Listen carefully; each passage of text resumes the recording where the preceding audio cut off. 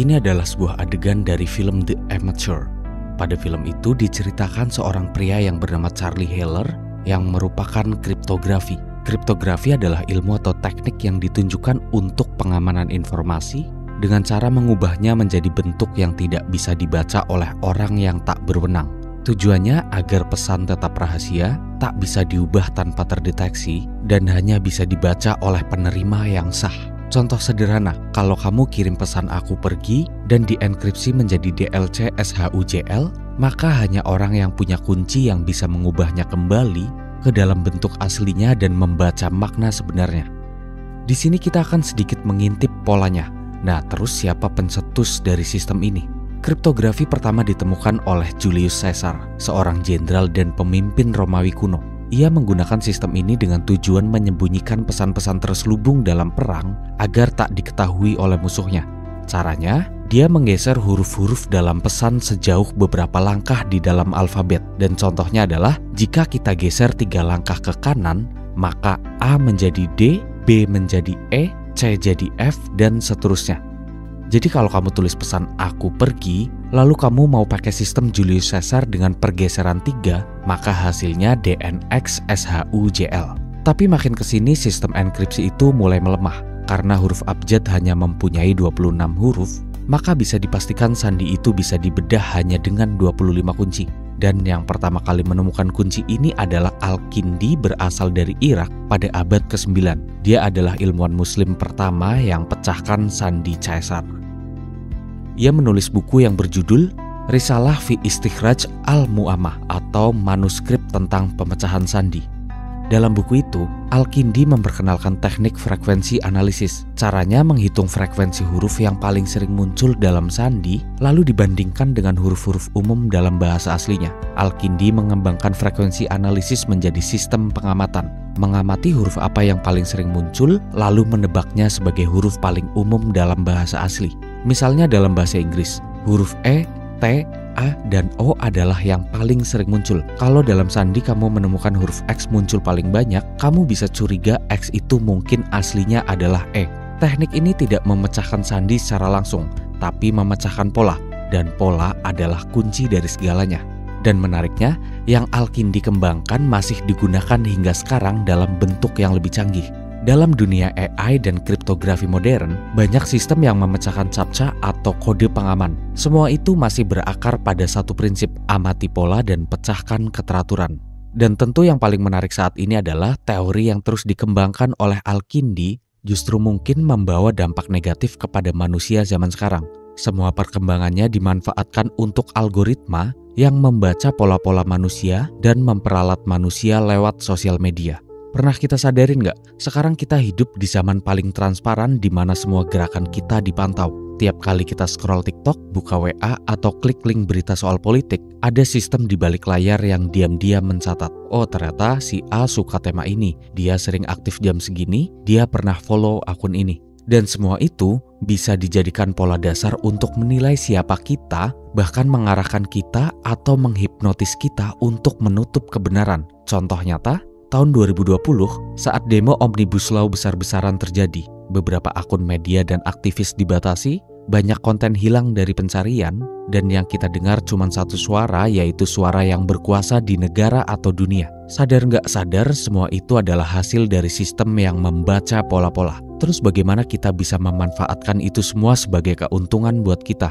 Ada beberapa pemikir luar yang menjabarkan teori. Nanti siapa aja yang menjabarkan teorinya akan saya jelaskan. Mari kita pelan-pelan memahami. Sementara ini cara terbaiknya adalah perbanyak konten-konten positif yang kita scroll atau tonton agar setidaknya algoritma mengarahkan kita pada hal positif dan berguna. Mulailah berani meninggalkan konten-konten pembodohan, apalagi yang menarik diri kita, menarik perhatian kita dengan kesyahwatan atau sejenisnya. Kenapa ini bisa bahaya buat kita? Karena kita hidup di tengah ketimpangan pendidikan digital, akses informasi yang nggak merata, dan minimnya literasi media. Jadi ketika algoritma mendorong seseorang ke arah tertentu, nggak ada rem, nggak ada rambu, nggak ada pertanyaan balik.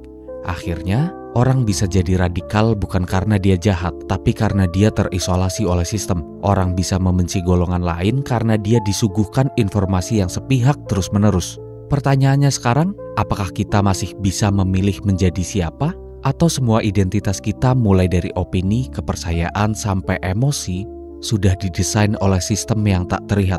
Pernah pikirankah kenapa semua platform digital yang kita pakai itu kebanyakan gratis? Facebook, Instagram, YouTube, TikTok, bahkan Gmail. Kita nggak pernah bayar. Tapi mereka bisa kaya raya, punya server raksasa, dan menggaji ribuan karyawan. Ini bukan teori, ini sudah terjadi. Konspirasinya bukan soal mereka ingin menguasai dunia, tapi soal mereka ingin tahu segala sesuatu tentang kita, supaya mereka bisa mengendalikan pilihan kita tanpa kita sadar. Nggak perlu pasang senjata di kepala rakyat, cukup pasang algoritma yang pelan-pelan membentuk keinginan rakyat. Inilah bentuk kekuasaan paling canggih, bukan memaksa, tapi membuat kita ingin melakukan apa yang mereka rancang. Sebenarnya masih oke-oke aja ketika kita masih di batas sekedar hiburan. Kita nonton dan terhibur, dan yang ngehibur dapat penghasilan dari iklan dan dibagi dengan pihak platform. Itu memang sebuah algoritma yang gak bisa kita tolak. Keberadaannya di era sekarang memang kebutuhan. Tapi semua teori yang di atas yang dilontarkan oleh para pemikir, teori itu membahas oknum yang memang menyalahgunakan algoritma untuk kepentingan yang tak terlihat. Karena memang harus kita sadari, dalam digital, kebenaran dan kebohongan sama-sama berdiri di garis abu-abu. Penulis buku The Edge of Capitalism yang bernama Shoshana Zuboff adalah orang pertama yang menyebut dunia ini sedang dikuasai oleh kapitalisme dalam pengawasan. Menurutnya, data kita bukan cuma dikumpulkan, ia dijual, dimodifikasi untuk mengubah siapa kita tanpa kita tahu.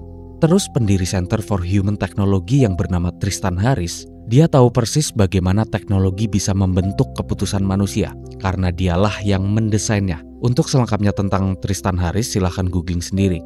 Tapi pada akhirnya karena dia yang mendesain itu sendiri, sekarang dia kabur. Dia bilang teknologi tak akan berhenti, tapi kita bisa menciptakan zona privasi digital agar tetap jadi manusia merdeka. Perlu banget kita ketahui, algoritma hanya bisa mengendalikan orang yang tidak sadar bahwa dirinya sedang diarahkan. Sadari bahwa viral bukan berarti benar. Algoritma bekerja dengan menggoreng emosi kita, terutama yang negatif, marah, takut, iri, dan dendam. Kalau kita biarkan emosi memimpin layar kita, maka hidup kita bukan lagi milik kita. Algoritma itu lingkaran, ia mempersempit dunia kita ke hal-hal yang sama. Maka satu-satunya cara keluar adalah membuka jendela baru secara sadar. Perbanyaklah memverifikasi dan masukkan konten edukasi agar otak kita tetap seimbang. Menyelamatkan diri dari algoritma tidak butuh teknologi, tapi butuh kesadaran. Bukan berarti kita harus meninggalkan internet, tapi belajar berenang di dalamnya tanpa tenggelam. Karena di zaman sekarang, yang bisa membaca algoritma bukan hanya ilmuwan, tapi orang biasa yang cukup sadar untuk bertanya, mengapa aku melihat ini, dan siapa yang diuntungkan kalau aku mempercayainya. Sekian dulu dari saya dan sekian dari video pertama. Kritik dan saran akan sangat saya terima jika kamu berkenan menuliskannya. Mari berpikir bersama dengan setara.